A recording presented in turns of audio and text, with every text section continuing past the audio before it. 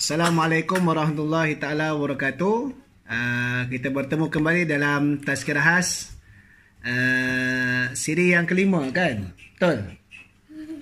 Kita berada dalam tempoh Perintah Pergerakan Kawalan bermula 18 Mac dan hari ini dah masuk 22 Mac. Dah masuk hari yang kelima. Bagaimana perkembangan berat badan masing-masing? Ada yang bertambah ke ataupun masih lagi steady? Baik, insyaAllah untuk siri yang kali ini kita akan membincangkan apa yang kita boleh buat sepanjang kita stay at home, duduk di rumah. Okey, baik. Pertama sekali kita puji Allah, Alhamdulillah, dan selawat ke atas Nabi, wassalatu wassalamu ala Rasulillah, kerana masih lagi memberikan kita peluang, Alhamdulillah, hidup dan sihat sehingga saat ini, walaupun negara kita dan seluruh dunia berhadapan dengan situasi yang membimbangkan dan serius, iaitulah penularan wabak COVID coronavirus. Dan di Malaysia sendiri amat menyedihkan, duka cita semalam kita telah mencatatkan sebanyak 8 kes kematian berkaitan dan telah mencecah lebih 1,000 daripada kes dan juga puluhan daripada dalam yang berada di ICU. Baik, bila kita sebut duduk di rumah 14 hari, apa yang kita nak buat? Sebenarnya banyak aktiviti yang kita boleh buat. Sebelum kita pergi kepada aktiviti yang kita boleh buat adalah kita kena ingat, bila kita bersama-sama dengan ahli keluarga, gunakan peluang ini manfaat sepenuhnya. Kita kena ingat ia bukanlah satu perkara yang sia-sia, bahkan mendapat pahala di sisi Allah Subhanahu wa ta'ala. Yang mana Nabi SAW pun bersabda, khairukum li ahli wa ana khairukum li ahli. Khairukum li ahlihi wa ana khairukum li khairukum li ahli. Sebaik-baik kamu adalah mereka yang melayan paling baik ahli keluarganya, aku adalah orang yang melayan ahli keluarga aku yang paling baik sekali. Atau kama qala Rasulullah sallallahu alaihi wasallam. Dan yang kedua, apabila kita berada di rumah, kita berada bersama dengan isteri kita dan anak-anak kita, dan kita melayani isteri kita itu, kena ingat ia adalah mendapat pahala di sisi Allah Subhanahu wa ta'ala, kerana firman Allah Subhanahu wa ta'ala, wa ashiruhunna bil ma'ruf, dan layanlah isteri itu dengan layanan yang baik, yang elok, kan? Jadi kita berada di rumah ni bukanlah satu perkara yang sia-sia, selain daripada kita menurut perintah supaya nak memastikan memutuskan rantaian penularan wabak COVID-19 ini, dan kita mendapat pahala kerana menurut perintah pemimpin yang tidak bercanggah dengan syariat akan perintahnya itu. Nabi SAW sebut, man ata'ani faqad ata' Allah, wa man asani faqad asallah, wa man ata'al amir faqad ata'ani, wa man asal amir faqad asani. Siapa yang mentaati aku, Nabi kata dia telah mentaati Allah. Siapa yang mendurhakai aku, Nabi kata dia telah mendurhakai Allah. Maka siapa yang mentaati pemerintah, yakni pada perintah yang tak bercanggah dengan syarak, maka dia telah mentaati aku. Siapa yang mendurhakai pemerintah, maka dia telah mendurhakai aku. Maka pahala mentaati perintah dah dapat. Yang kedua, pahala kita berada dengan ahli keluarga, kita melayani, kita bermain, kita bergaul mesra dengan ahli keluarga pun dapat, sebagaimana hadis dan ayat Quran yang telah dibacakan tadi. Baik, apa yang boleh kita buat? Yang pertama sekali, kita hidupkan solat berjemaah di rumah. Kerana apa? Kerana kita tidak lagi diberikan izin atas keuzuran syar'i dan atas kebimbangan yang pasti memudaratkan kesihatan dan nyawa. Kita tidak lagi diberi izin oleh ulul amri untuk kita solat berjemaah, kerana tidak boleh mengadakan himpunan. Maka kita bawa suasana solat berjemaah tadi itu, solat di rumah dengan isteri dan anak-anak. Maka kita boleh latih secara tak langsung anak-anak kita, terutama anak lelaki, dari sudut azannya, iqamahnya, dan juga bacaan doanya serta zikir wirid selepas solatnya, kan? Dan juga kita menghidupkan bacaan Al-Quranil Karim. Sebab itu, apa-apa sahaja suasana aktiviti di masjid, kita bawa balik ke rumah ini. Boleh kita buat, jangan kita tinggalkan langsung. Yang tak boleh buat hanya dua perkara saja, iaitulah solat Jumaat dan juga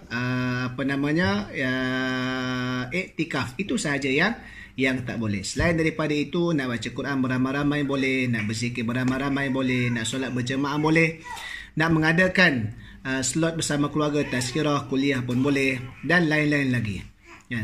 Yang keduanya, apa aktiviti yang kita boleh buat? Iaitulah kita memastikan keadaan rumah kita, kita sama-sama kerja, kita sama-sama mengemas dan membersihkan rumah kita, tak bergotong royong dalam keadaan 14 hari kita berada. Kerana melakukan pembersihan itu adalah salah satu daripada tuntutan dalam Islam. Apatah lagi dalam wabak COVID-19 ini memang sangat menitik beratkan tentang kadar pembersihan, terutamanya pada tanganlah, membasuh tangan. Dan kita menghidupkan pembersihan tadi bukan hanya pada tapak tangan saja, tapi seluruh pada baju kita, pada tempat kita dan pada rumah kita, dan pada baju wathiyabaka fatahir, dan pada baju kamu maka sucikanlah, dan pada rumah kita, kan, sebab at-tuhuru syatrul iman, kesucian bersih itu adalah sebahagian daripada iman.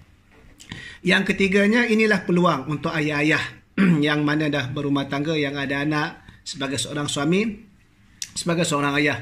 Inilah juga peluang kita untuk nak kita langsung dengan anak kita mendidik, mengajarkan berkenaan dengan agama Islam ataupun akhlak. Mengajar anak-anak sebagaimana dalam satu hadis Nabi sallallahu alaihi wasallam, addibu auladakum bihubbin nabi wa bihubbi ahli baiti wa bitilawatil Quran. Walaupun ada perbahasan hadis ni dari sudut riwayatnya dhaif, tapi dalam bab-bab dhaif, pada perkara-perkara targhib melakukan suatu amalan baik yang tidak ada bercanggah dengan syariat dan tidak melampaui, itu kita boleh ambil pengajaran daripadanya. Hadis tersebut menyatakan, didiklah anak kamu untuk mencintai Nabi, mencintai ahli keluarga Nabi, dan juga membaca Al-Quranil Karim. Maka sejauh mana kita boleh implementasikan keluarga as-sakinah, keluarga yang tenang, keluarga mawaddah, yang kasih sayang, keluarga yang sa'idah, keluarga yang bahagia tadi itu, dengan didikan-didikan yang mana kita sebagai ahli keluarga tadi itu boleh sama-sama mendekatkan diri kepada Allah Subhanahu wa taala. Kerana kerja kita adalah bukan sekadar untuk kita seorang masuk pahala, tapi kita juga amat baik dan juga bertanggungjawab memastikan seluruh ahli keluarga kita juga masuk syurga di sisi Allah Subhanahu wa taala. Ku anfusakum wa ahlikum nara, jagalah diri kamu dan juga ahli keluarga kamu daripada siksaan api neraka. Dan juga kita boleh lakukan apa sahaja aktiviti sosial bersama dengan anak-anak, kita bermain dengan mereka, kita bercerita dengan mereka, kita meluangkan masa dengan mereka, kerana secara tak langsung dari sudut kajian psikologi, anak-anak kecil yang mana ada hubungan rapat dengan ibu bapa dalam kemesraan dan juga dalam meluangkan masa, dia sebenarnya membantu proses perkembangan otak yang lebih positif, kemajuan sel-sel dari sudut tindakan yang aktif dan yang juga yang kita panggil yang cergas.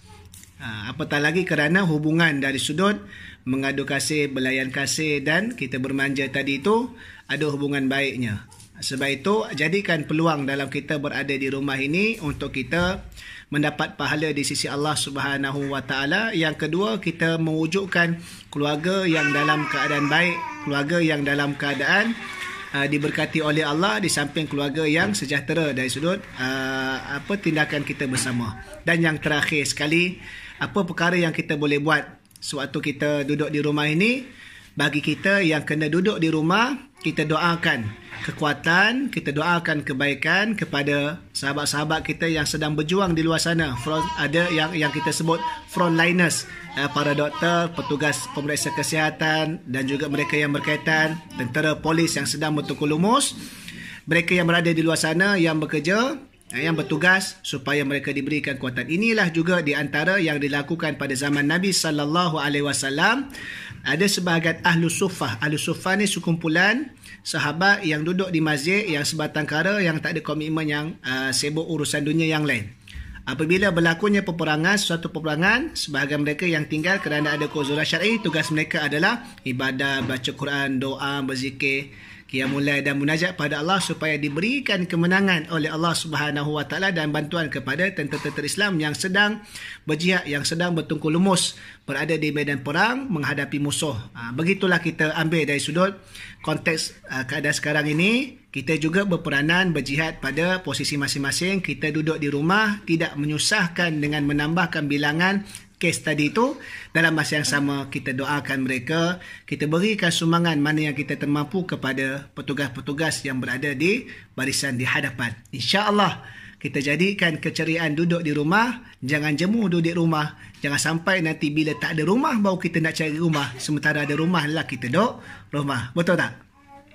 Okey, baik. Sekadar itu saja. Assalamualaikum warahmatullahi ta'ala wabarakatuh. #stay@home. #duduk di rumah. Jangan lupa subscribe YouTube Zuhaili Saiman.